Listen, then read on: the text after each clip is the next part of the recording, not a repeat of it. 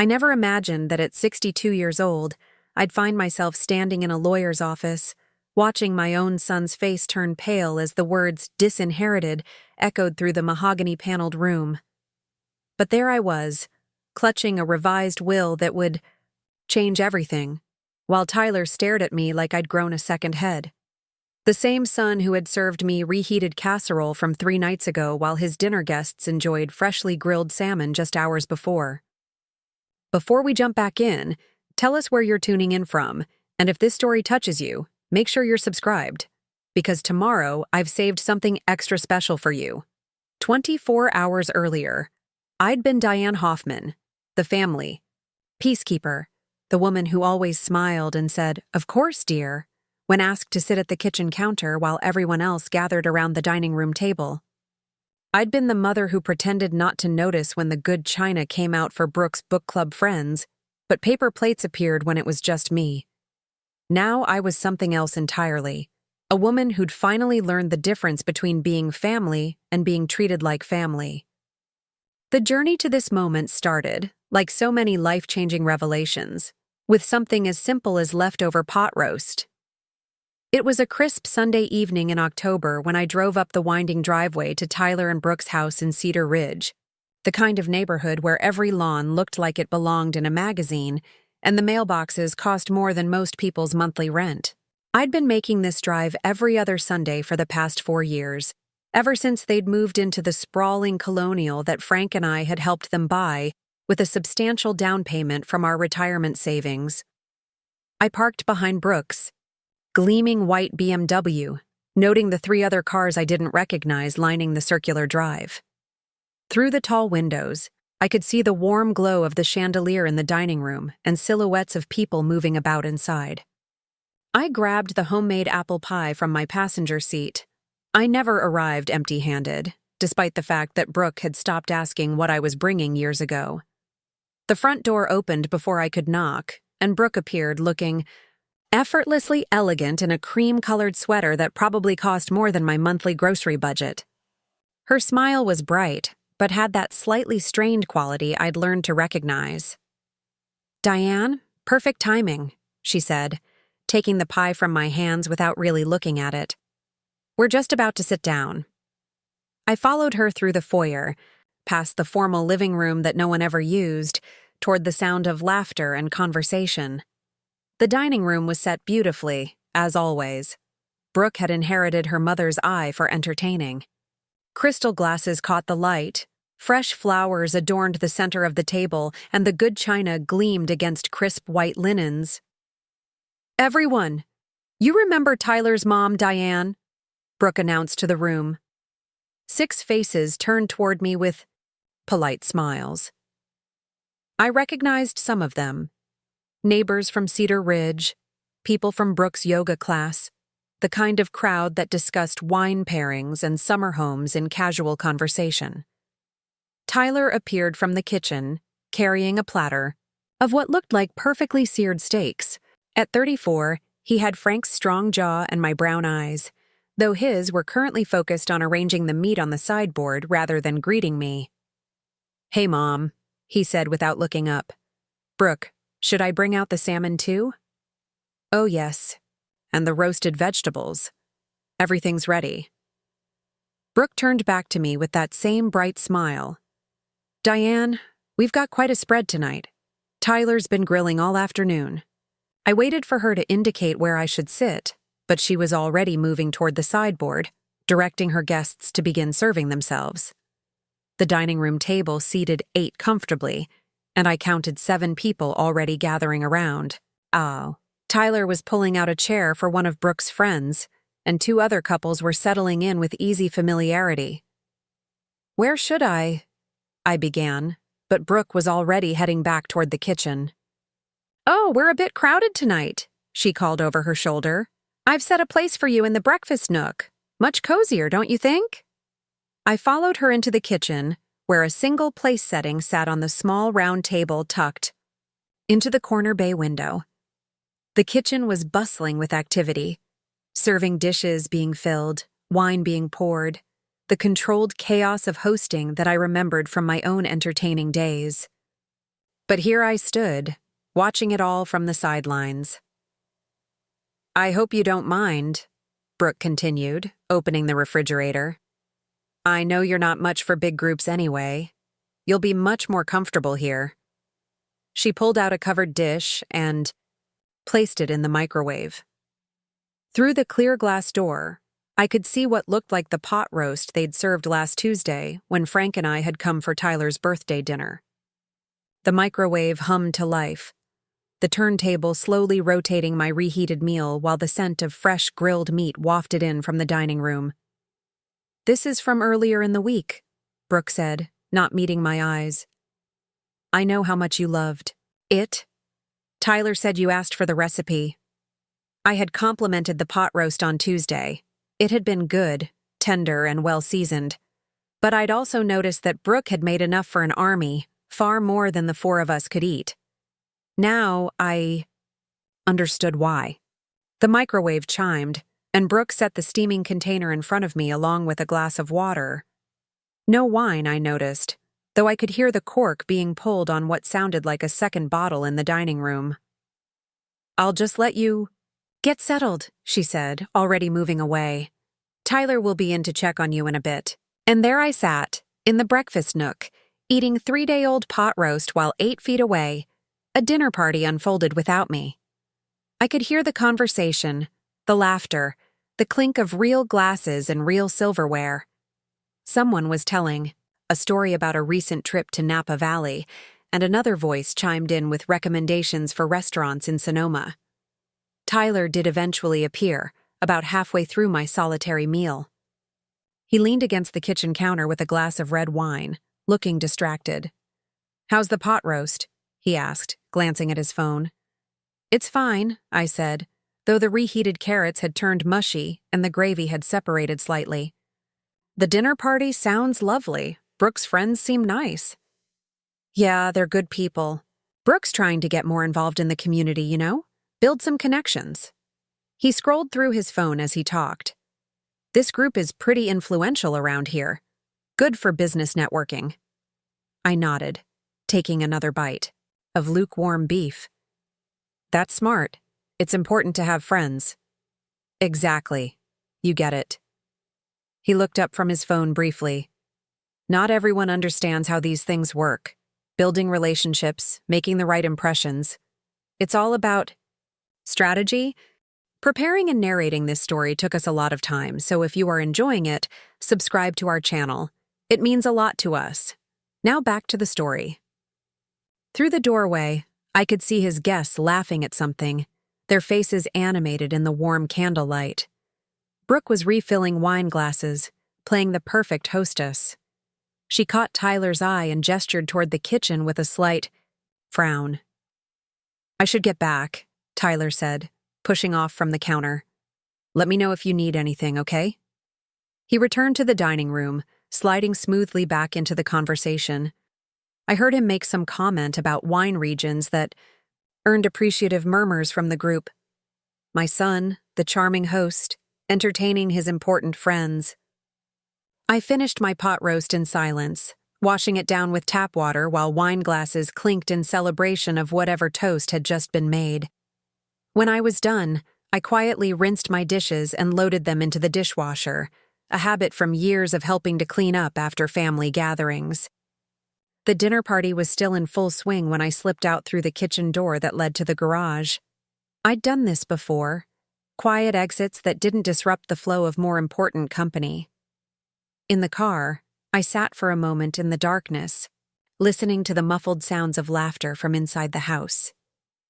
This wasn't the first time I'd been relegated to the kitchen while others enjoyed the dining room. It wasn't even the first time I'd been served leftovers while guests got the good food. But something about tonight felt different. Maybe it was the way Brooke had so casually dismissed me to the breakfast nook, or how Tyler had talked about strategy and making the right impressions while I sat there with my reheated dinner. Or maybe it was the realization that I'd become the kind of family member you accommodate rather than include, the obligation rather than the joy. The drive home to my modest ranch house on the other side of Pinewood took 20 minutes, plenty of time for the evening to replay in my mind. Frank was already asleep when I got home, which wasn't unusual. At 65, he went to bed early and rose, before dawn for his morning walks. I envied his ability to simply check out when the day was done. I poured myself a glass of wine. Not the expensive stuff Tyler and Brooke served their friends, but a perfectly decent bottle I'd picked up at the grocery store, and sat in my living room, staring at the family photos that covered the mantel. Tyler's high school graduation, his wedding day, various holidays and celebrations over the years. In most of them, I was smiling, always smiling, the supportive mother and devoted grandmother-to-be. When had I become a background character in my own family? The question haunted me as I got ready for bed. I thought about all the Sunday dinners, all the birthday parties and holiday gatherings where I'd gradually been moved from the main table to the kitchen counter, from the guest list to the help.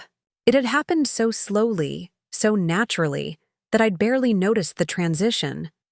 Or maybe I had noticed and chosen not to see it. I was still thinking about it the next morning when my phone rang. The caller ID showed my mother's name, and I felt the familiar mix of love and mild dread that accompanied most of our conversations. "Good morning, Mom," I said, settling into my favorite chair with my coffee. "Diane, dear, I need to talk to you about something important." Ruth's voice had that serious tone that usually preceded discussions about her health or her concerns about the future. At 89, my mother was still sharp as a tack, living independently in her own house with just a cleaning lady twice a week and a neighbor who checked on her daily. She'd been talking more frequently about getting her affairs in order, which I'd been gently discouraging. At 89, she could live another decade or more, and I wasn't ready to think about a world without her. "What's on your mind?" I asked, though I suspected I knew. "I've been thinking about the will, honey, about what happens to the house and everything else when I'm gone." There it was. Ruth's house was worth a considerable sum. She and my father had bought it in the 1960s in what was now one of Pinewood's most desirable neighborhoods. The property alone was worth well over $500,000, not to mention the contents and her other investments. "Mom, you don't need to worry about that right now. You're healthy, you're happy." "I'm not worried, dear. I'm planning. There's a difference." Her voice carried that tone of gentle authority I remembered from childhood. "I want to make sure everything is fair and clear." Fair.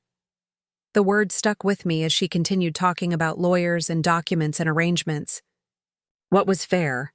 The traditional approach would be to split everything between Tyler and Casey, my daughter who lived 3 hours away in Seattle with her husband and twin boys. But as I half listened to my mother's concerns about tax implications and estate planning, my mind wandered back to the previous evening, to the pot roast and the breakfast nook, and the careful way Tyler had avoided looking at me while he talked about making the right impressions. "Diane? Are you listening?" "Sorry, Mom. I was just thinking." "About what, honey?" I almost told her. Almost shared the growing realization that I'd spent years accepting less than I deserved, that somewhere along the way I'd allowed myself to become convenient rather than cherished. But instead I said, just about family, about how we treat the people we love. There was a pause on the other end of the line. Ruth had always been perceptive, able to read between the lines of what her children said and what they meant. "Is everything all right with Tyler and Casey?" "Everything's fine," I said automatically, the response I'd been giving for months when people asked about my family. "We're all fine." But even as I said it, I knew it wasn't true. We weren't fine. We were functional. We were polite. We were managing. But fine implied a level of mutual respect and genuine affection that I was beginning to realize had been missing for some time. After we hung up, I sat in my quiet house, thinking about fairness and family and the difference between being included and being accommodated.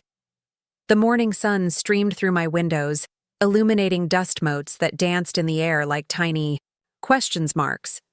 That afternoon, I did something I hadn't done in years. I called Casey, My daughter answered on the third ring, sounding harried but pleased to hear from me. In the background, I could hear the chaos of 8-year-old twins arguing over something. "Hey, Mom, what's up? Boys, take it to the other room if you're going to fight about it." "I just wanted to call and say hello. See how you're doing." "That's sweet. Things are crazy here, as usual. David's traveling for work again, and I swear these kids get more energy every day. But we're good. How are you and Dad?" I hesitated, unsure how to answer that question honestly. "We're doing well.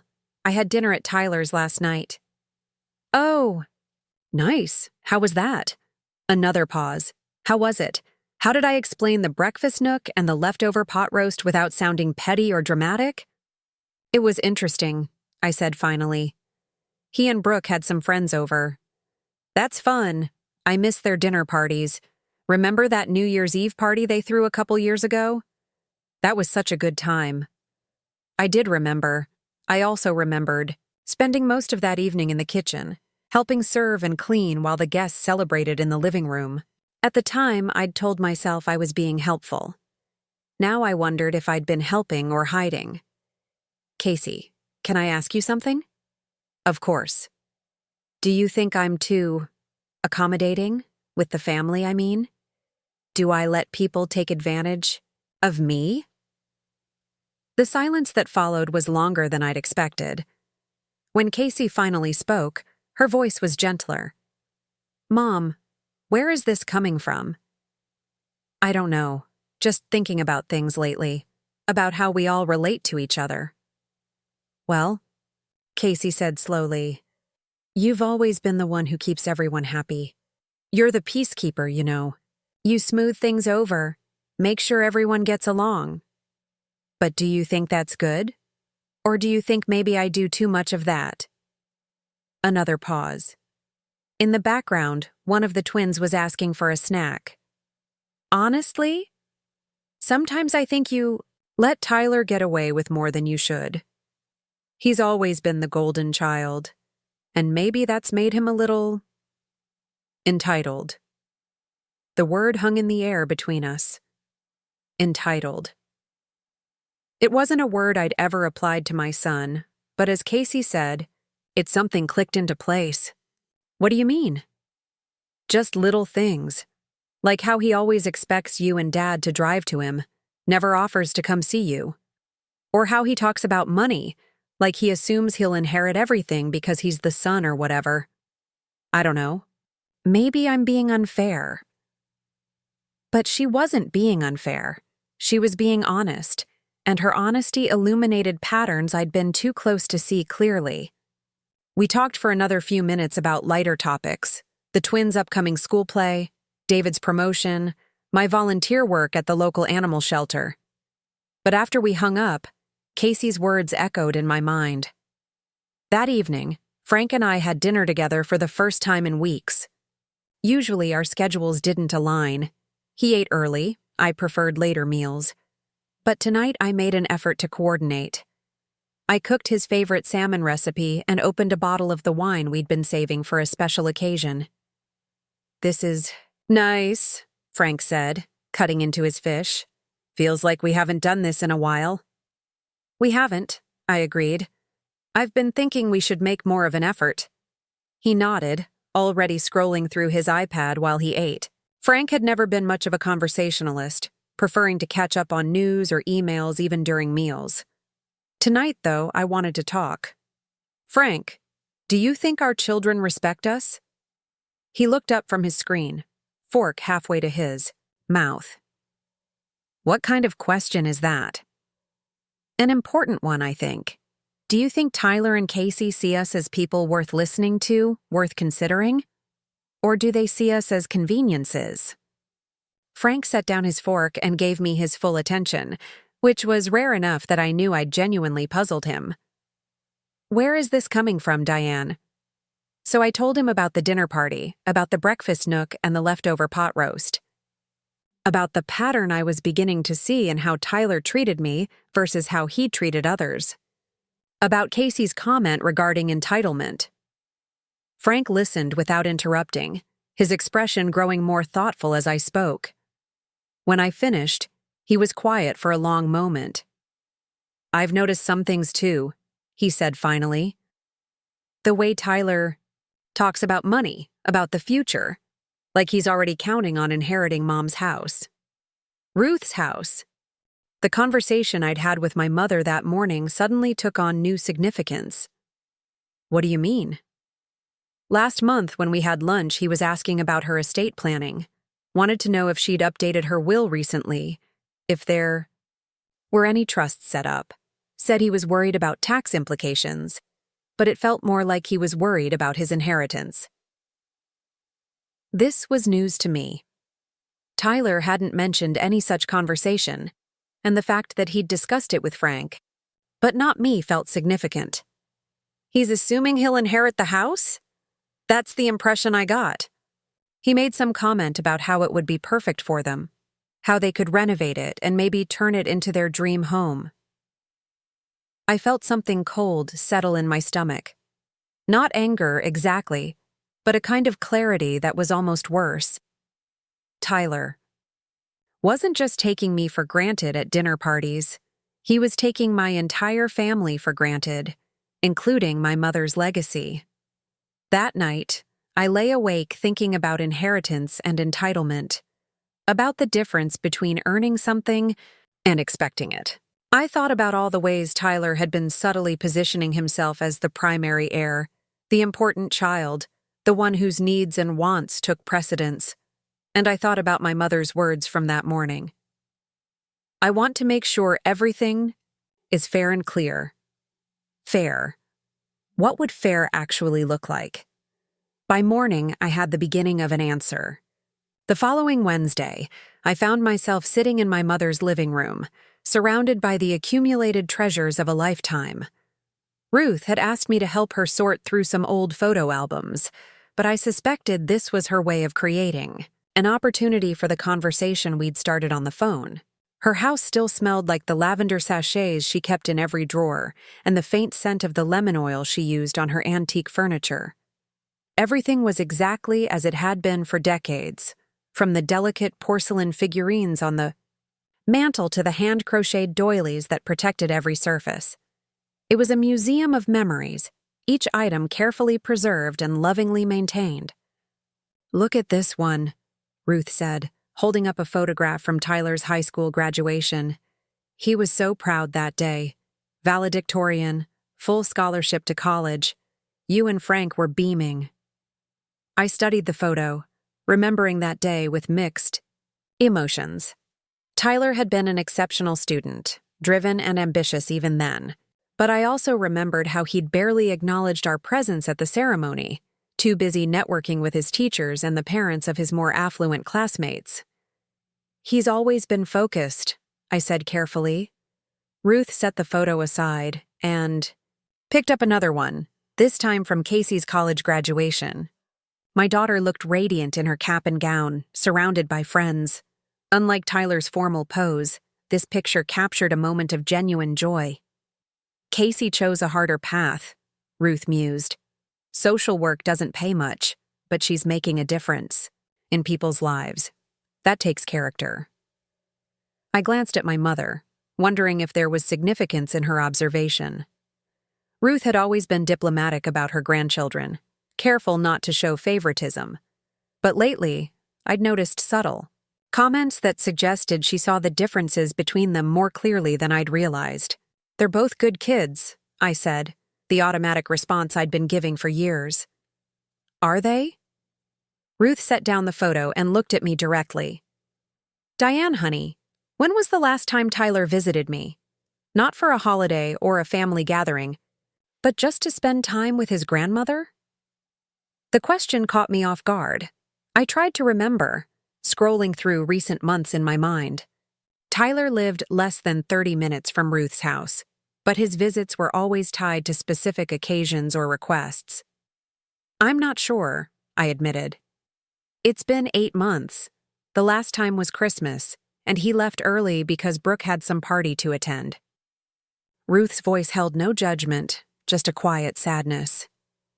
"Casey calls me every week. even with those busy boys and her job.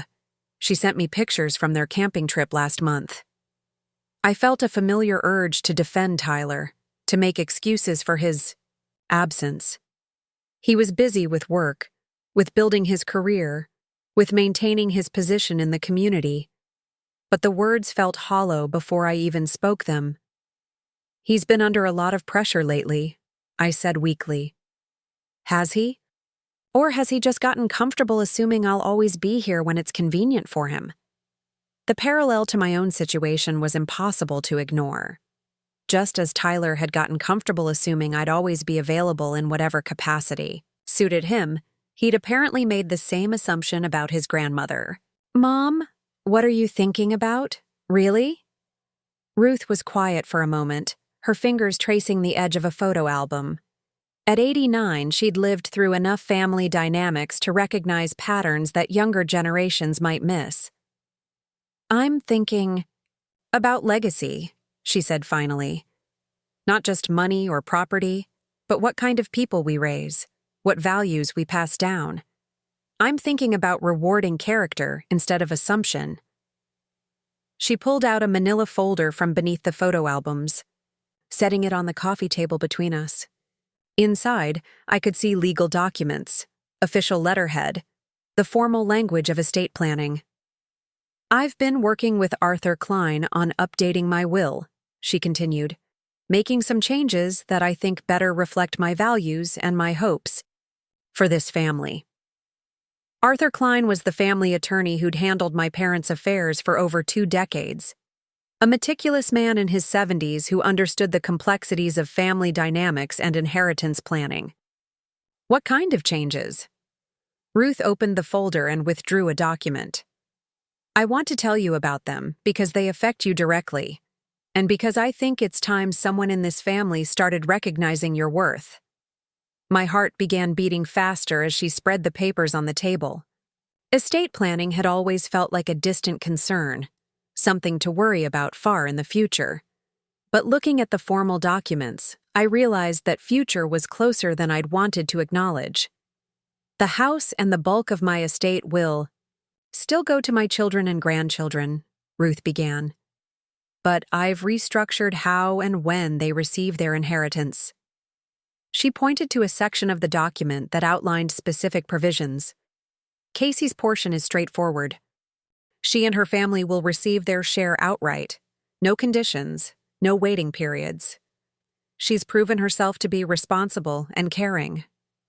I nodded, unsurprised. Casey had always been reliable, always been present when the family needed her. "Tyler's situation is more complicated," Ruth continued. "His portion will be held in trust until he demonstrates certain conditions are met." "What kind of conditions?" "Regular visits with family members that aren't tied to holidays or special occasions. Participation in family gatherings that involve more than just receiving gifts or attention.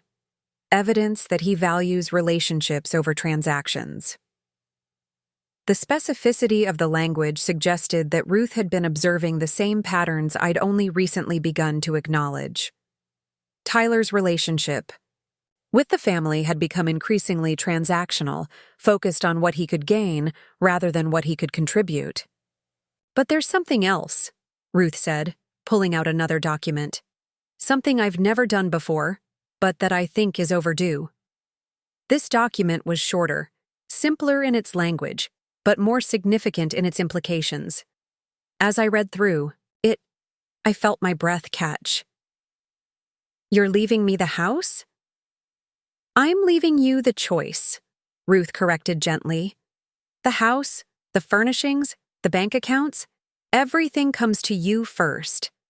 You decide how and when to distribute it to Tyler and Casey. You decide what conditions, if any, should be attached." I stared at the document, struggling to process what I was reading. My mother was essentially making me the executor of her estate. But more than that, she was giving me control over the family's financial future. "Mom, I can't accept this responsibility. It's too much." "It's not too much for someone who's spent her entire adult life putting everyone else's needs first," Ruth said firmly. It's exactly right for someone who's earned the right to be heard, to be respected, to have her judgment valued. The weight of what she was offering settled over me slowly. Not just the financial aspects, though those were substantial, but the power to reshape family dynamics that had been entrenched for decades. Tyler will be furious, I said. Tyler will have to learn that inheritance is earned, not assumed. That treating family members with respect and genuine care matters more than showing up when it's convenient. I thought about the dinner party, about the breakfast nook and the leftover pot roast, about all the times I'd been accommodated rather than celebrated, included as an afterthought rather than embraced as essential. What if I'm not strong enough to handle the conflict this will cause? Ruth reached across the table and took my hand, her fingers surprisingly strong despite her age. Diane, you raised 2 children, supported a husband through career changes and health scares, cared for your father during his final illness, and somehow managed to maintain your kindness and generosity through it all. You're stronger than you know. We spent the rest of the afternoon going through the details of the revised will, the trust structures, the specific provisions that would govern the distribution of assets. Ruth had thought through every contingency, every possible source of conflict or confusion. As evening approached and I prepared to leave, she walked me to the door with the slow but steady gait that had carried her through nearly 9 decades. "There's something else I want you to understand," she said as we stood in the foyer. "This isn't about punishing Tyler or rewarding Casey. It's about recognizing that you've been the backbone of this family for years, and it's time your role was acknowledged properly." I drove home in a daze, my mind spinning with the implications of what had just happened. The legal document sat in my purse like a live grenade, harmless until activated but potentially explosive once revealed. Frank was in his workshop when I got home, building shelves for the garage with the methodical precision that characterized all his projects. I found him measuring boards, his reading glasses perched on the end of his nose. "How was your visit? With Mom?" he asked without looking up from his work. "Complicated," I said, settling onto the stool he kept in the corner for visitors. That got his attention. Frank set down his measuring tape and turned to face me, sensing something significant in my tone. "Complicated how?" So I told him about the will, about the trust conditions for Tyler, about the unprecedented responsibility Ruth was placing on my shoulders. Frank listened without interrupting, his expression growing more serious as I explained the scope of what was being proposed. "She's making you the gatekeeper," he said when I finished. "That's one way to put it." "It's a big responsibility, Diane. Are you sure you want to take it on?" The question hung in the air between us. Was I sure? The old Diane, the accommodating one who avoided conflict and prioritized everyone else's comfort, would have declined immediately. But something had shifted in me over the past few days. Some recognition of my own worth that made the prospect feel less overwhelming. "I think I am," I said slowly. "I think it's time someone in this family had to earn what they receive instead of just expecting it." Frank nodded thoughtfully. "Tyler's not going to handle this well." "No, he's not. But maybe that's part of the problem. Maybe we've been handling him with kid gloves for so long that he's forgotten other people have feelings and needs too." We talked late into the evening about the practical implications of Ruth's decision, about how and when to reveal the changes to the children, about the potential for family conflict, and the hope for genuine healing. The next morning, I woke with a sense of purpose I hadn't felt in months. For the first time in years, I had agency in my family relationships, power to demand the respect I'd been missing, leverage to insist on being treated as more than just a convenient afterthought.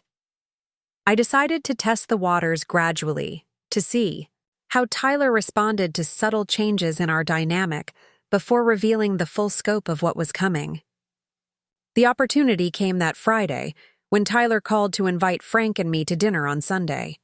It was a last-minute invitation, which had become typical, and his tone suggested he expected automatic acceptance. "Actually, Tyler, I have other..." Plans on Sunday, I said, even though my calendar was completely free. There was a pause on the other end of the line. Other plans? What kind of plans? Personal plans, I replied, not elaborating. Perhaps we could schedule something for the following weekend if you give me more notice. Another pause, longer this time. Tyler wasn't accustomed to having his invitations declined, especially not by his accommodating mother. Well, okay, I guess. What about next Saturday? I'll check my calendar and let you know, I said. It depends on what you have in mind and who else will be there. The who else part was intentional. I wanted to know if I'd be dining with the family or relegated to the kitchen while guests enjoyed the main event. Just family, Tyler said, though his tone suggested he found my questioning odd. Brooke's making her famous lasagna. That sounds lovely. I'll get back to you by Wednesday. After we hung up, I sat in my kitchen, amazed at how different that conversation had felt. Instead of immediately accommodating Tyler's schedule and expectations, I'd asserted my own needs and timeline. It was a small change, but it felt revolutionary.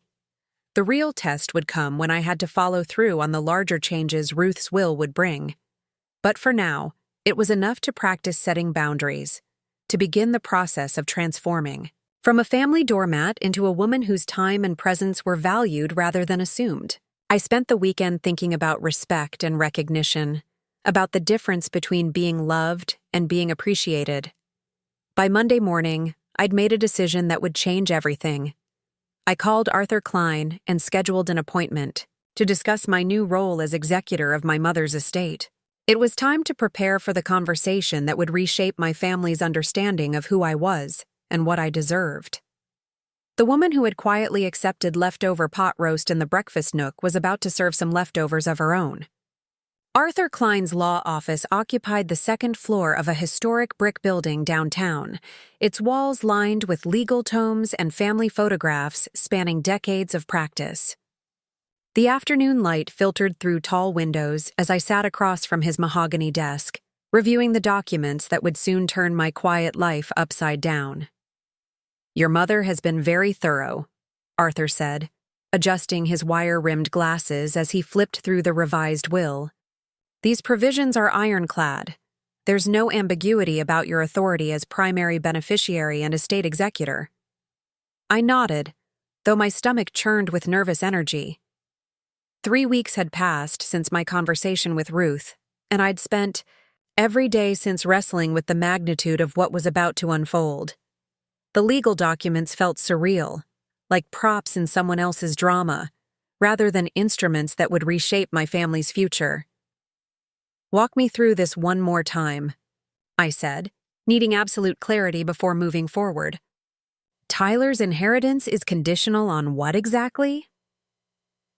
Arthur consulted his notes, his expression professional but understanding. He'd worked with enough families to recognize the complexity of these situations. 3 primary conditions must be met before the trust releases his portion of the inheritance. First, he must demonstrate consistent, meaningful contact with family members for a period of no less than 12 months. Not holiday visits or gift-receiving occasions, but genuine relationship building.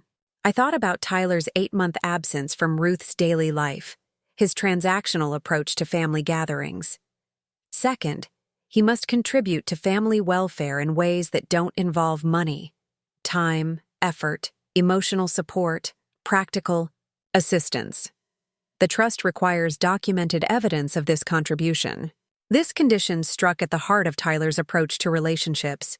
He was generous with expensive gifts, but stingy with his actual presence and attention. Third, and most significantly, he must acknowledge and address past behavior that has caused harm to family relationships. This includes making genuine amends for patterns of neglect or entitlement. The specificity of these conditions revealed how carefully Ruth had observed her grandson's character over the years. These weren't arbitrary hurdles, but targeted requirements designed to address Tyler's specific shortcomings. And if he doesn't meet these conditions?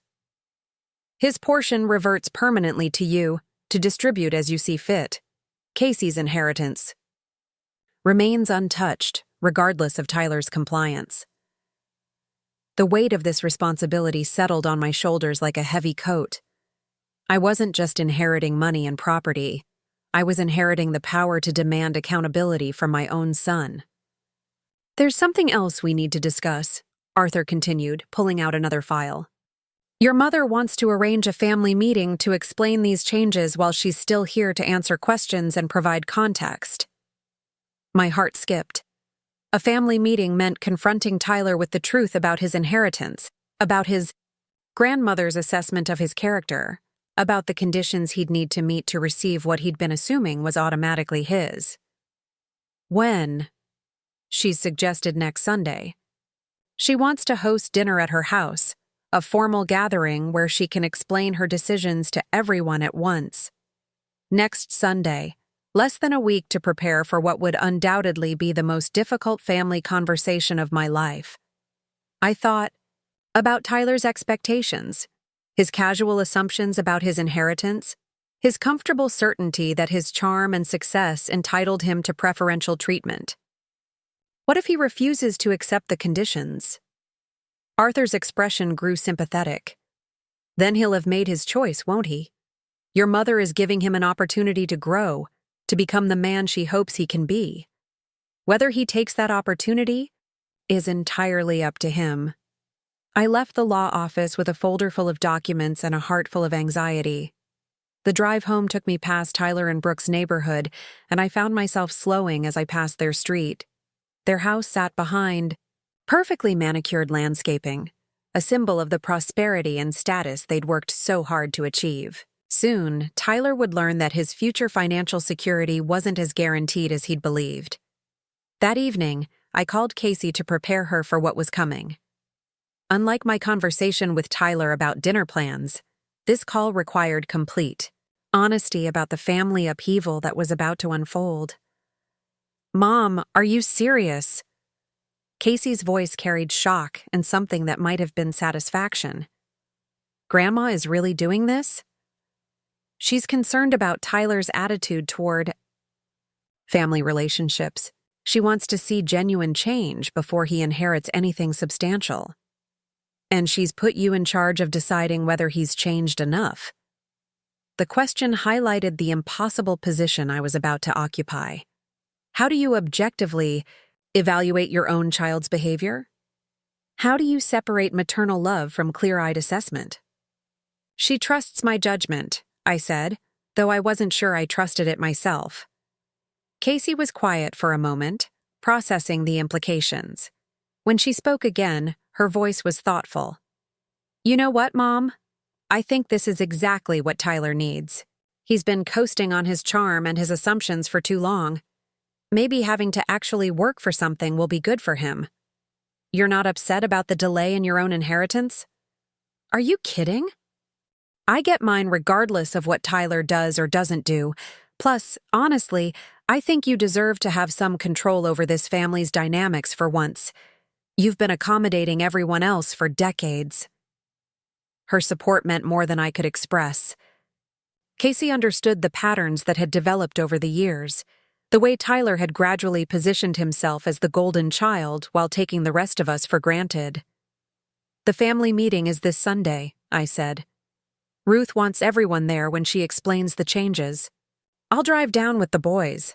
This is one family dinner I wouldn't miss." After we hung up, I sat in my quiet house, trying to imagine how Sunday's conversation would unfold. Tyler's initial shock would give way to anger, then probably to attempts at negotiation or manipulation. Brooke would be calculating the financial impact, adjusting their long-term plans to account for the uncertainty.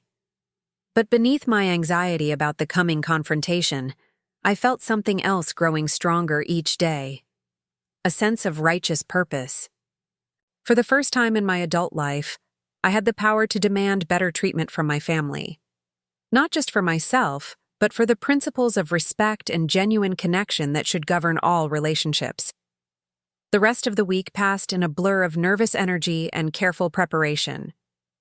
I found myself paying closer attention to Tyler's behavior during our routine interactions, looking for signs of the entitlement and self-centeredness that Ruth's conditions were designed to address. On Wednesday, he called to confirm our dinner. Plans for Saturday, the meal I'd insisted on scheduling in advance rather than accepting his last-minute invitation. "So, we're still on for this weekend?" he asked, and I could hear the assumption in his voice that I'd rearranged my life to accommodate his preferences. "Yes, 6 o'clock on Saturday. Just the four of us, as you mentioned." "Great. Oh, and Mom? Brooke was wondering if you could bring that spinach salad you make. The one with the warm bacon dressing?" The request was typical Tyler, framed as a suggestion, but delivered with the expectation of compliance. The old Diane would have immediately agreed, perhaps even offered to bring additional side dishes or dessert. But I found myself hesitating. "I'll think about it," I said. "I might try something different this time." "Oh, well, okay. Brooke just really loves that salad." "I'm sure she does. I'll bring something appropriate." The exchange was minor, but it represented a fundamental shift in our dynamic. Instead of automatically fulfilling his request, I'd asserted my own preferences and judgment. Tyler's confusion was palpable even through the phone. Saturday's dinner proved to be an interesting preview of the dynamics that would explode into the open the following day. Frank and I arrived exactly at 6, and I noticed immediately that the dining room table was set for 4, not relegated to the kitchen or breakfast nook. Brooke greeted us at the door with her usual polished smile, though I detected a subtle tension in her manner. She complimented the quinoa salad I'd brought instead of the requested spinach dish, but her praise felt forced. "This looks interesting," she said, examining the unfamiliar grain mixture. "Very contemporary." Tyler appeared from the kitchen, carrying a bottle of wine, and I noticed he'd made an effort with his appearance that went beyond his usual casual elegance. He'd dressed as if this were a special occasion, not a routine family dinner. "Mom, Dad, great to see you," he said, embracing us both with more warmth than usual. "I thought we could start with some of that wine you gave us for Christmas, the one from the Oregon vineyard." The wine in question had been an expensive gift, one that Frank and I had carefully selected for a special occasion. Tyler had accepted it graciously at the time, but I'd wondered if he'd actually appreciated the thought behind it, or simply filed it away with his other possessions. As we settled around the dining room table, I noticed several small details that suggested this dinner was being treated differently than our usual casual meals. The good china was out, candles were lit, and Brooke had prepared what was clearly an elaborate menu rather than her typical simple fare. "This is lovely," I said, acknowledging the obvious effort they'd made. "We wanted to do something special," Tyler replied, pouring wine for everyone. "It feels like we don't get enough quality time together as a family." The comment struck me as oddly timed, given that our family gatherings had been relatively frequent and largely initiated by Frank and me. But I accepted the wine and settled in to observe how this evening would unfold. Conversation during dinner was unusually attentive to Frank and me. Tyler asked about my volunteer work at the animal shelter, showed genuine interest in Frank's woodworking projects, and even inquired about Ruth's health and daily routine. Brooke contributed thoughtful questions and seemed to hang on our responses with unusual focus. "Grandma Ruth is such an inspiration," Brooke said as she served dessert. "Still living independently at 89, still so sharp and engaged. Tyler and I were just saying we should visit her more often." Tyler nodded enthusiastically. "Absolutely. I feel bad that work has kept me so busy lately. I keep meaning to stop by and spend some real time with her." I sipped my wine and watched this performance with growing fascination. Either Tyler had genuinely experienced a sudden awakening to the importance of family relationships, or somehow he'd gotten wind of what was coming and was attempting preemptive damage control. "She'd love that," I said carefully. "She mentions how much she enjoys hearing from Casey and the boys." "Casey's always been good about staying in touch," Tyler agreed. "I should follow her example." The conversation continued in this vein, Throughout dessert, with Tyler and Brooke displaying an unprecedented level of interest in family dynamics and elderly care. They asked about Ruth's daily routine, her health concerns, her social activities at the senior center. As the evening wound down and Frank and I prepared to leave, Tyler walked us to the car with what seemed like genuine reluctance to see us go. "This was really nice," he said, embracing me with unusual warmth. "We should do this more often. Maybe next time we could invite Grandma Ruth, too." I looked into my son's eyes, searching for signs of genuine feeling beneath the careful performance. Part of me wanted to believe that he was experiencing a real shift in priorities, a natural maturing that had led him to value family relationships more deeply. But another part of me, the part that had been sitting in breakfast nooks eating leftover pot roast, recognized the calculated nature of his sudden attention. This felt less like genuine growth and more like political maneuvering. "That would be lovely," I said. "I'm sure she'd enjoy it." The drive home was quiet, both Frank and I processing what we'd just experienced. Finally, Frank broke the silence. "That was quite a performance." "You think it was a performance?" "Tyler's many things, but subtle isn't one of them. That sudden interest in family relationships, the elaborate dinner, all those questions about your mother. Someone's tipped him off." I considered this possibility. Ruth had been discreet about her will changes, sharing the details only with Arthur Klein and me. But Tyler had always been skilled at reading social undercurrents, at sensing when his position might be threatened. "Or maybe he's just growing up," I suggested, though I didn't entirely believe it myself. "Maybe. We'll find out tomorrow, won't we?" Tomorrow. Sunday dinner at Ruth's house, where everything would come into the open, and we'd discover whether Tyler's newfound family devotion was genuine or strategic. That night, I lay awake thinking about legacy and character, about the difference between performing virtue and actually possessing it. Tyler had always been charming, always able to say the right things when it mattered. But charm without substance was just manipulation, and manipulation was exactly what Ruth's will conditions were, designed to address. Sunday morning dawned crisp and clear, one of those perfect autumn days that made Oregon's beauty almost overwhelming. I dressed carefully for what I knew would be a watershed moment in our family's history, choosing clothes that made me feel confident and authoritative rather than merely presentable. Frank and I arrived at Ruth's house early to help with preparations, though at 89 she still insisted on cooking the main course herself. Her pot roast was legendary in our family, a recipe she'd perfected over decades of Sunday dinners and holiday gatherings. "Are you ready for this?" she asked as I helped her set the dining room table with her finest china. "As ready as I'll ever be," I replied, though my hands trembled slightly as I arranged the silverware. "Remember, this isn't about punishment. It's about accountability. Tyler has the opportunity to become the man I know he can be, but he has to choose to take it." Casey arrived first with her twin boys, who immediately filled the house with their energy and excitement. At 8 years old, they were blissfully unaware of the adult drama about to unfold, more interested in exploring their great-grandmother's fascinating house than in inheritance politics. Tyler and Brooke arrived precisely on time, and I noticed immediately that they'd dressed for the occasion. Tyler wore a suit as if this were a business meeting rather than a family dinner, and Brooke had chosen an outfit that struck the perfect balance between respectful and fashionable.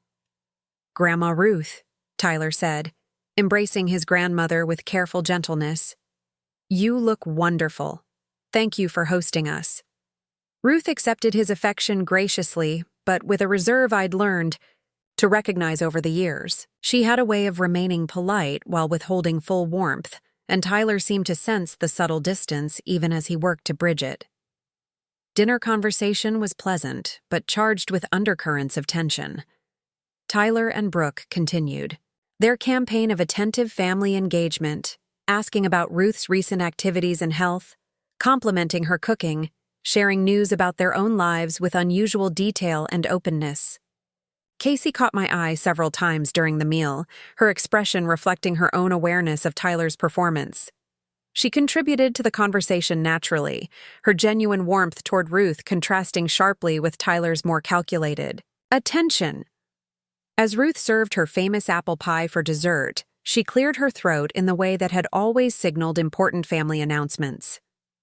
"I've asked you all here today because I have something significant to share," she began, her voice carrying the authority of her 9 decades. "Something that affects all of you and requires honest conversation." The room fell silent except for the gentle clinking of forks against dessert plates. Tyler's posture straightened, and I could see him preparing for whatever was coming. "I've recently updated my will," Ruth continued, her words precise and deliberate. "Made some changes that I believe better reflect my values and my hopes for this family's future." And with those words, the careful performance of family harmony was about to shatter into 1,000 pieces. The silence that followed Ruth's announcement stretched like a taut wire across the dining room. Tyler's fork hovered halfway to his mouth, a piece of apple pie balanced precariously on its edge. Brooke had gone completely still, her composed expression frozen in place like a mask that had suddenly become too heavy to maintain. "Updated your will?" Tyler's voice carried a forced lightness, as if he were asking about a routine doctor's appointment rather than the potential reshaping of his financial future. "That's very responsible, Grandma. Estate planning is so important." Ruth studied her grandson with the patient attention of someone who had observed human nature for nearly 9 decades. She reached into the sideboard behind her chair and withdrew a manila envelope, placing it deliberately on the table next to her coffee cup. "I've made some significant changes that I want to explain to everyone while I'm still here to provide context and answer questions," she said, her voice carrying the quiet authority that had guided our family through decades of decisions both large and small. Casey shifted in her chair, glancing between Tyler and me with barely concealed anticipation. Her boys had finished their pie and were quietly coloring at the smaller table Ruth had set up in the corner of the dining room, their innocent chatter providing a surreal soundtrack to the adult drama unfolding nearby. "The most important change," Ruth continued, opening the envelope and withdrawing several documents, "concerns the distribution of my assets and the conditions under which they will be inherited." Tyler's fork finally completed its journey to his mouth, but he chewed mechanically, his attention completely focused on his grandmother's words. Brooke had abandoned any pretense of eating, her hands folded tightly in her lap. "Casey, dear, your inheritance remains exactly as we discussed when you graduated college," Ruth said, turning toward my daughter with genuine warmth. "Your portion will be distributed to you immediately upon my passing, with no conditions or restrictions. You've consistently demonstrated the values I hope to see in our family." Relief and gratitude flickered across Casey's face, though I could tell she was more focused on what this meant for Tyler than on her own financial security. "Tyler," Ruth said, shifting her attention to her eldest grandson, "your situation has become more complex." The careful mask Tyler had been wearing throughout dinner began to slip. His eyes narrowed slightly, and I could see him calculating, trying to anticipate where this conversation was heading. "Your inheritance will be held in trust until you fulfill certain conditions that demonstrate genuine commitment to family relationships and personal growth." The words landed like stones thrown into still water, creating ripples of shock that spread across Tyler's face. Brooke's carefully maintained composure cracked, her mouth opening slightly before she caught herself. "Conditions?" Tyler's voice had lost its earlier lightness, taking on the sharp edge I remembered from his teenage years when he didn't get his way. Ruth pulled out a typed document and began reading from it with the precision of someone who had carefully considered every word. "First, you must demonstrate consistent, meaningful contact with family members for a period of no less than 12 months. This includes regular visits, phone calls, and participation in family activities that don't center around receiving gifts or special attention." Tyler's face was reddening, though he was clearly trying to control his reaction. Grandma, I don't understand why you'd think I need conditions. I'm here, aren't I? I visit, I call. Your last visit that wasn't tied to a holiday or birthday was 8 months ago, Ruth interrupted gently but firmly. And that visit lasted less than an hour because Brooke had a social commitment. Brooke flinched as if she'd been slapped. The truth of Ruth's observation hung in the air, impossible to deny or rationalize away. Second, Ruth continued reading, you must contribute to family welfare in ways that don't involve money. Time, effort, emotional support, practical assistance. The trust requires documented evidence of these contributions. I watched my son's expression transform from confusion to anger as the full scope of what was happening became clear. This wasn't just about delayed inheritance. It was about fundamentally changing the terms of his relationship with the family.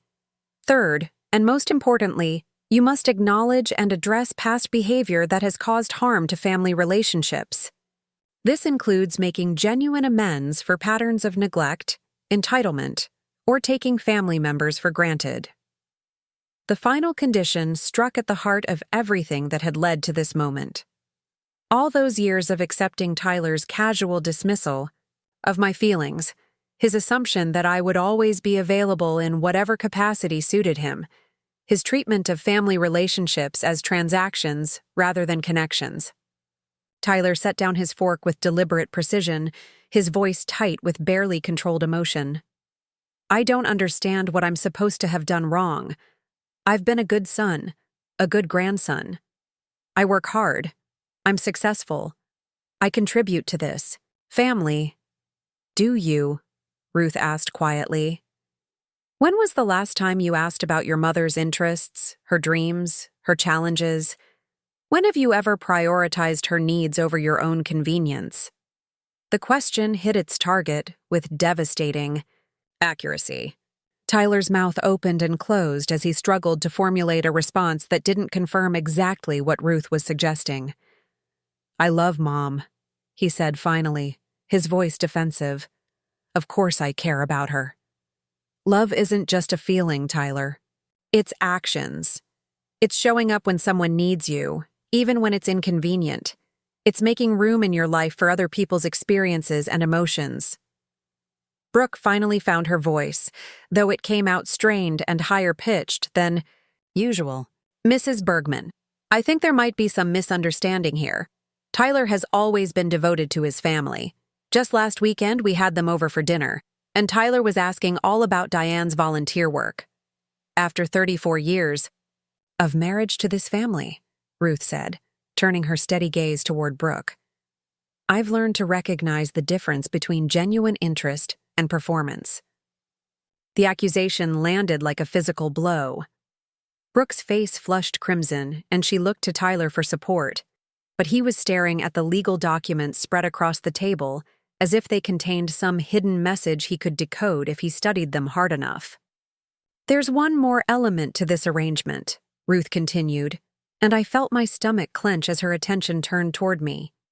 The ultimate decision about whether Tyler has met these conditions rests with Diane.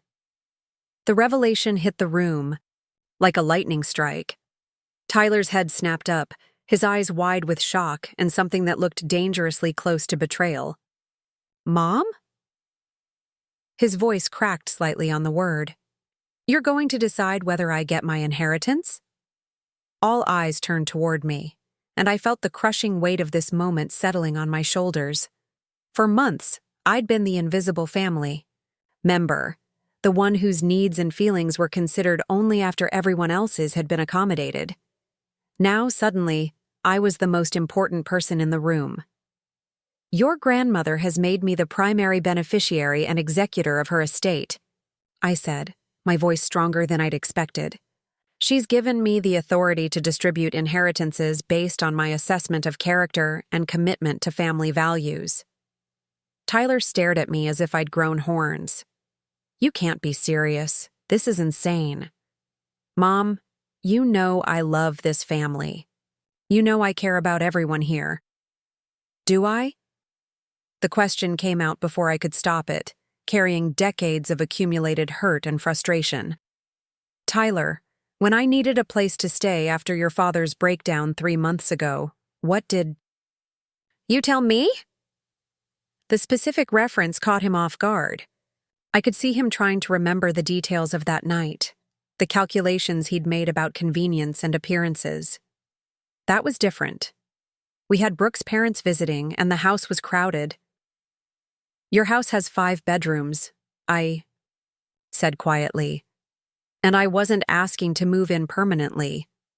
I was asking for one night, when my world had just fallen apart, when I needed my son to show me that I mattered more than his social calendar.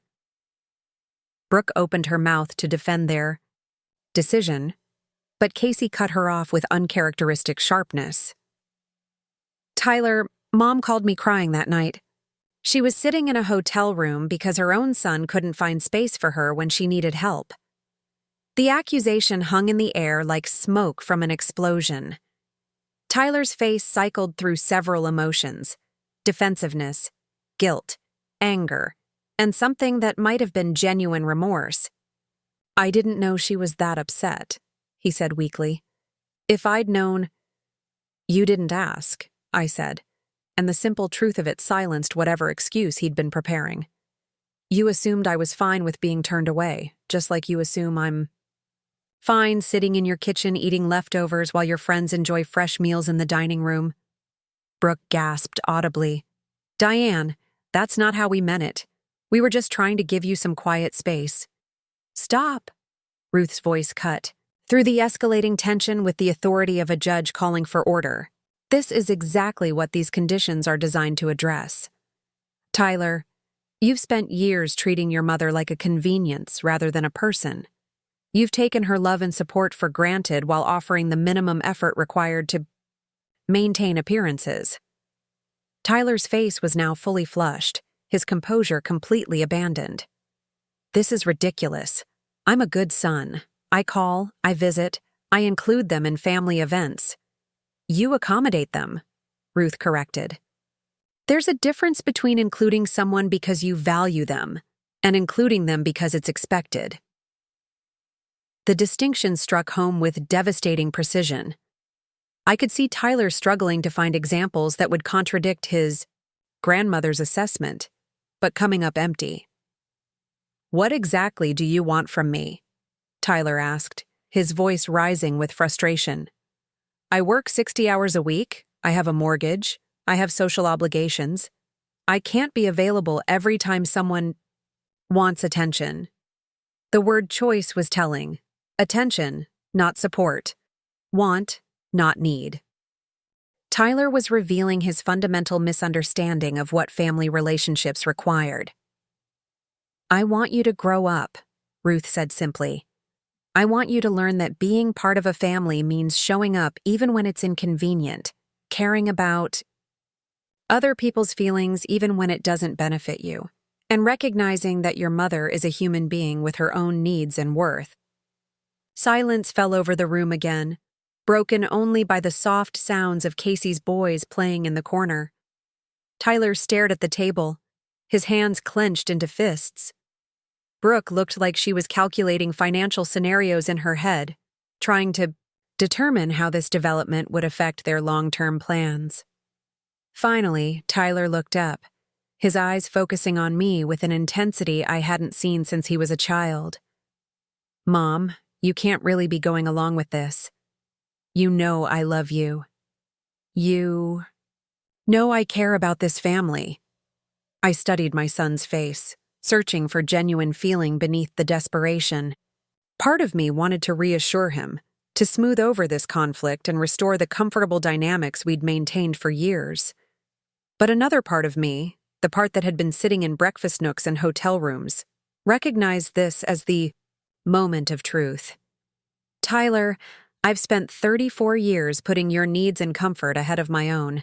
I've accepted being treated as an afterthought because I told myself that's what good mothers do. But your grandmother is right.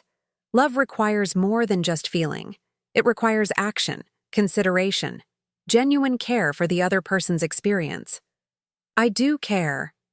Then prove it, I said, cutting off his protest. Not with words or grand gestures or expensive gifts.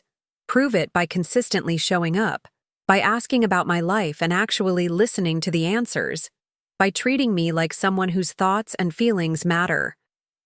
Tyler's mouth opened and closed several times as he processed what I was saying. The reality was sinking in that this wasn't just about delayed inheritance. It was about fundamentally changing how he approached relationships with his family. "How long?" he asked finally, his voice barely above a whisper. "How long do I have to prove myself?" Ruth consulted her documents. "The conditions require a minimum of 12 months of consistent behavior before the trust can be released. But ultimately, your mother will determine when and if you've genuinely changed." A year.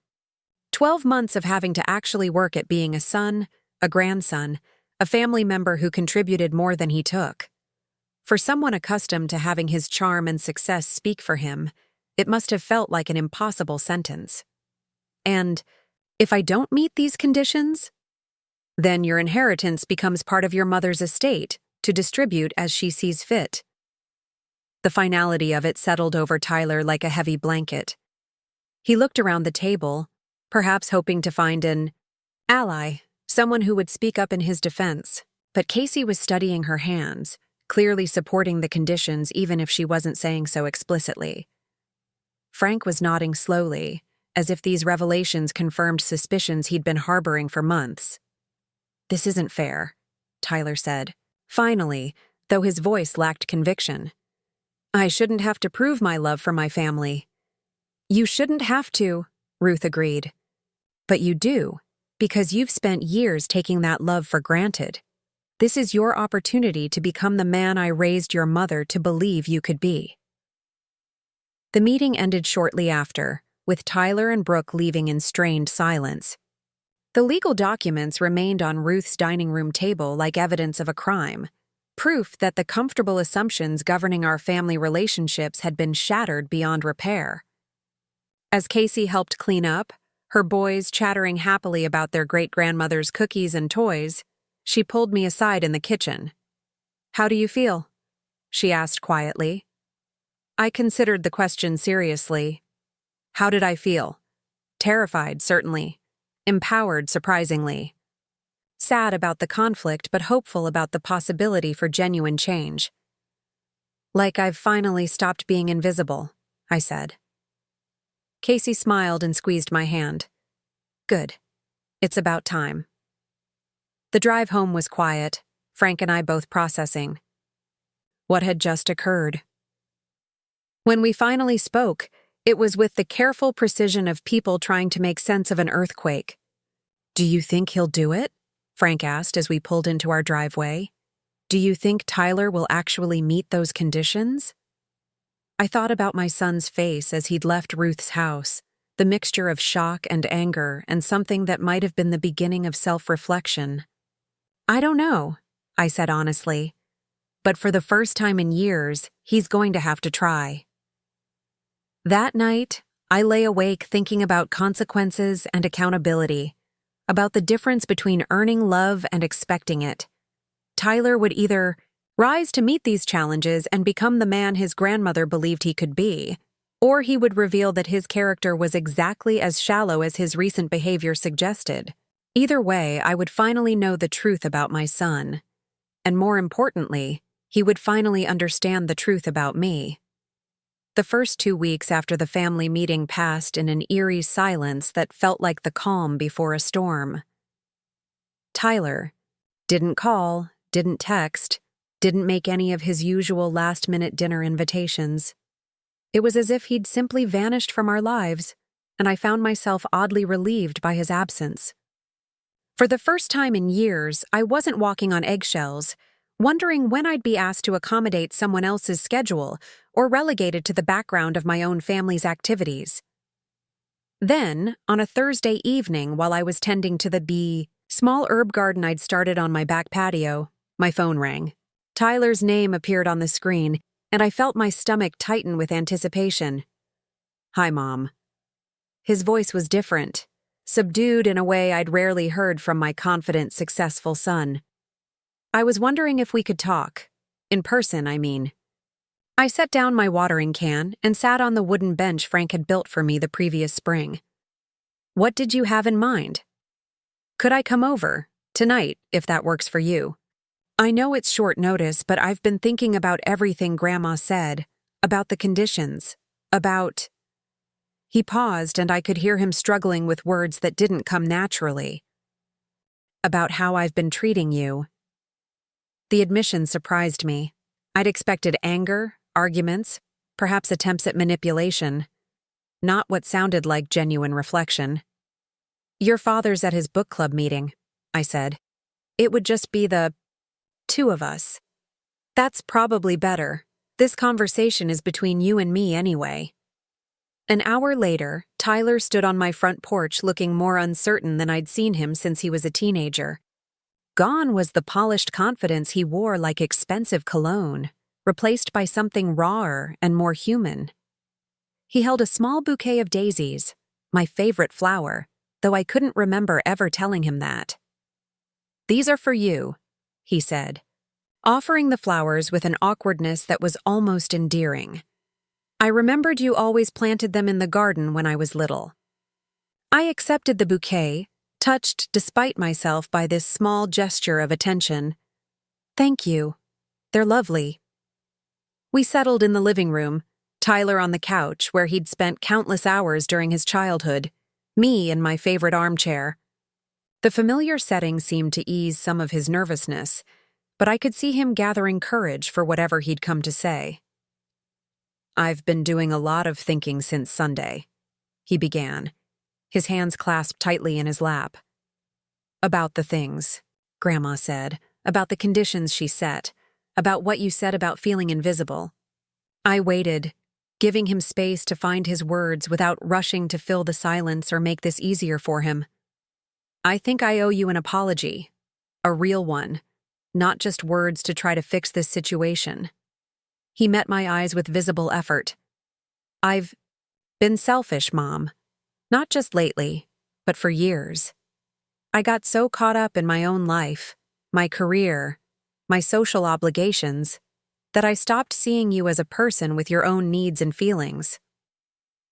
The admission hit me with unexpected force. Part of me had hoped for exactly this recognition, but hearing it spoken aloud felt both validating and heartbreaking. The night you called when Dad was having his breakdown, Tyler continued, his voice growing quieter. You needed me, and I turned you away because it was inconvenient. Because I was more worried about what Brooke's parents would think than about what my own mother was going through. Tears pricked at my eyes as he named the hurt that had been eating at me for months. Tyler, let me finish, please. I need to say this.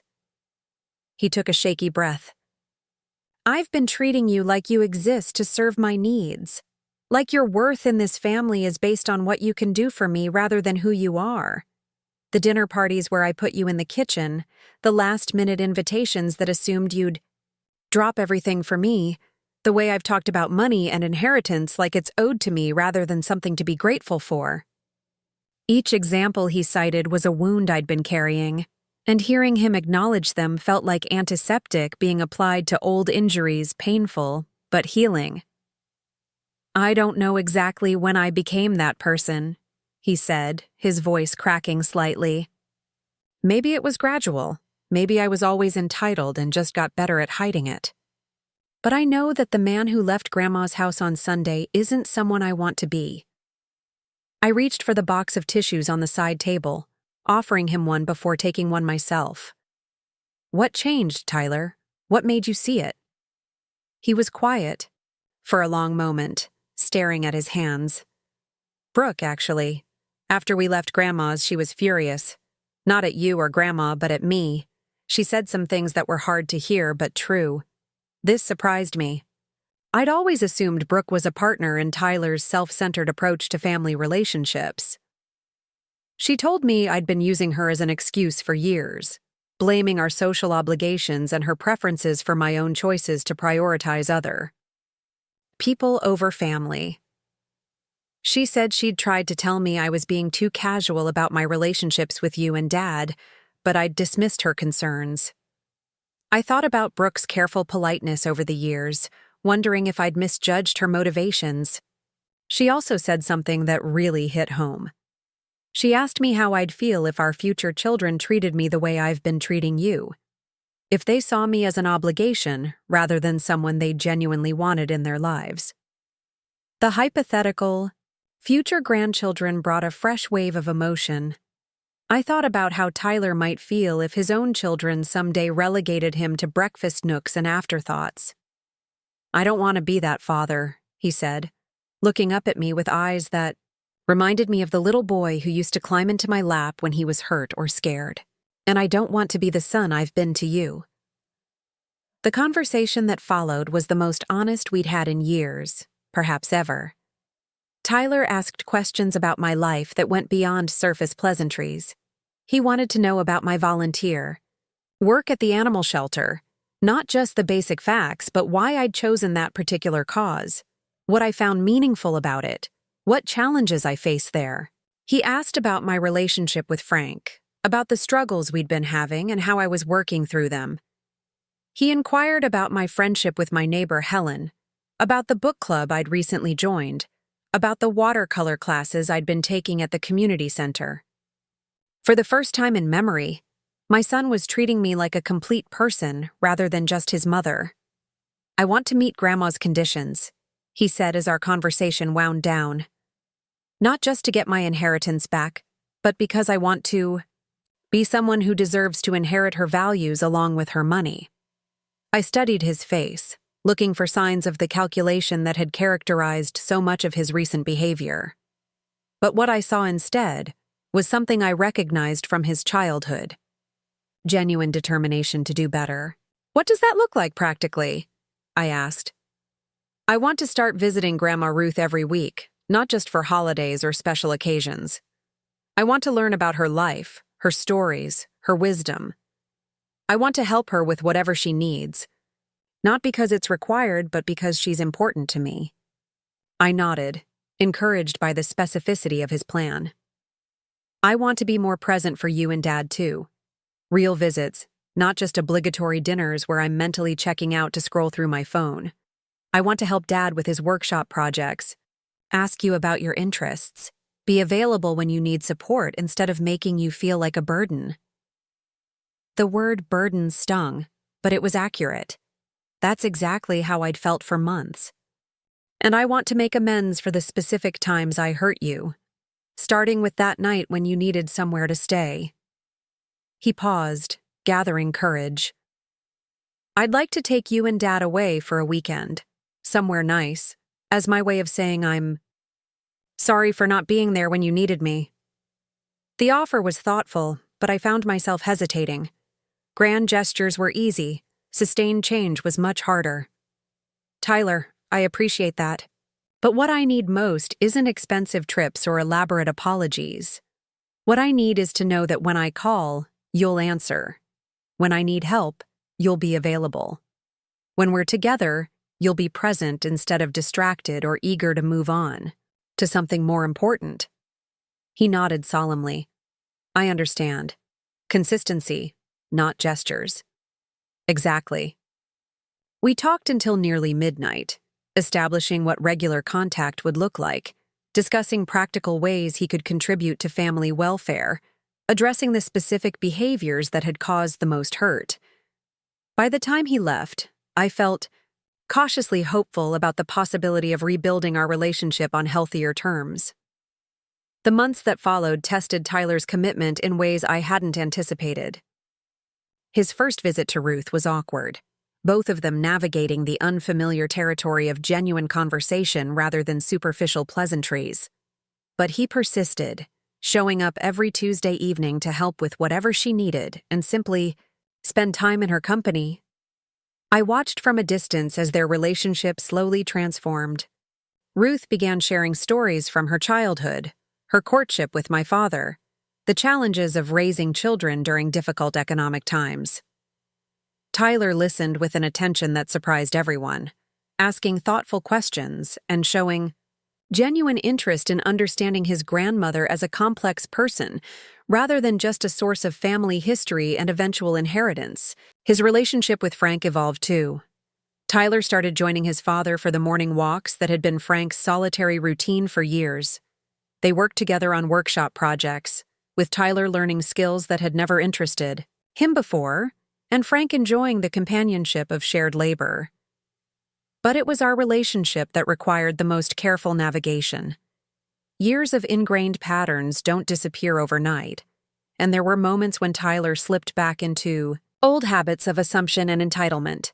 The difference was that now he caught himself, apologized genuinely, and made concrete efforts to change. The real test came 6 months into his year of conditions, when Frank had a minor heart episode that required overnight hospitalization. I called Tyler from the emergency room, my voice shaky with fear and exhaustion. "I'll be right there," he said immediately, and within 20 minutes he was walking through the hospital doors, still in his work clothes, but fully focused on our family's crisis. He stayed with me through the long night of tests and waiting, bringing me coffee and sandwiches from the cafeteria, making phone calls to keep other family members updated, advocating with medical staff when I felt too overwhelmed to ask the right questions myself. When Frank was released the next day with a clean bill of health and instructions for follow-up care, Tyler took time off work to help with the logistics of recovery. He drove Frank to medical appointments, picked up prescriptions, even helped. With meal preparation during the week, I was too anxious to focus on cooking. "This is what I should have done when you needed help," he told me as we sat in the hospital waiting room. "This is what family means." The change in Tyler wasn't just visible to our immediate family.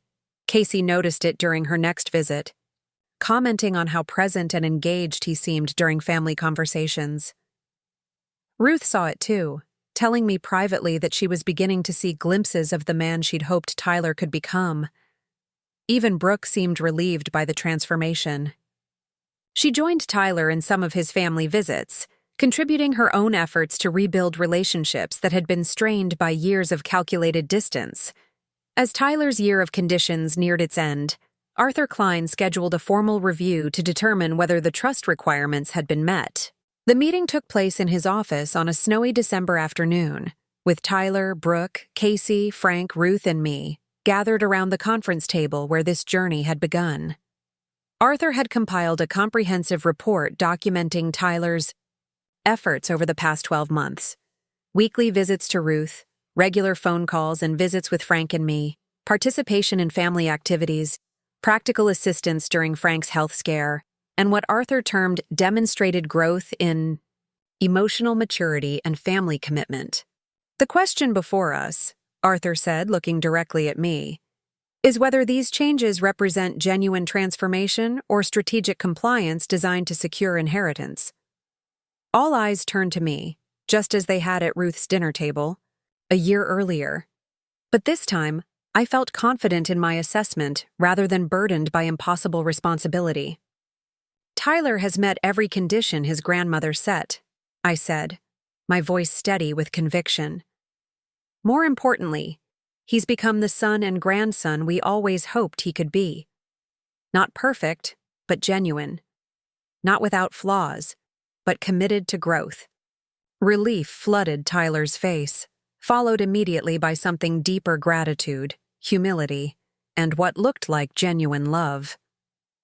"However," I continued, "I have one additional condition before the trust is released." The relief vanished, replaced by anxious attention. "I want Tyler to spend one full weekend helping me clean out and organize Ruth's attic, not because it's required for his inheritance, but because it's something I need help with, and I want to see if he'll say yes simply because I asked." Tyler's answer came without hesitation. "Of course, Mom. Whatever you need." And in that moment, I knew the change was real. The trust was released the following week, but by then the money felt almost secondary to the relationships that had been rebuilt. Tyler had learned to value family connection over financial security, and I had learned to demand the respect I deserved rather than accepting whatever attention I was offered. Ruth lived another 2 years after that family meeting. 2 years, during which she got to see her grandson grow into the man she'd always believed he could be. When she passed peacefully in her sleep at age 91, Tyler was one of her primary caregivers, spending her final weeks ensuring she was comfortable and surrounded by love. At her funeral, he delivered a eulogy that brought the entire congregation to tears, speaking about the wisdom she'd shared through both her words and her actions, about the courage it took to demand better from the people you love, and about the gift of being given a chance to grow into your better self. Today, 5 years after that first family meeting, Tyler calls me every Sunday morning. Not because it's required, but because he wants to hear my voice and share what's happening in his life. He and Brooke host monthly family dinners where everyone gathers around the same table, where conversation flows naturally, and no one eats leftovers unless everyone is sharing them together. They have 2 children now, and Tyler is the kind of father who prioritizes presence over presence, who shows up for school plays and scraped knees and bedtime stories. He talks to his kids about their grandmother Diane, not as an obligation they'll have someday, but as someone whose wisdom and love enriches their lives right now. Sometimes I think about that night when I sat in my car outside Tyler's house, feeling invisible and discarded, certain that my family had moved beyond needing me in any meaningful way. I couldn't have imagined then that losing my place as the family doormat would actually give me something far more valuable. Genuine respect, authentic connection, and the satisfaction of knowing I had helped my son become someone worthy of the love I'd always given him. The inheritance Tyler eventually received was substantial, but not nearly as valuable as the inheritance of character he earned in the process of claiming it. And as for me, I finally learned that love without respect is just another form of leftovers, and I deserved a seat at the main table of my own life. Up next, you've got 2 more standout stories right on your screen. If this one hit the mark, you won't want to pass these up. Just click and check them out.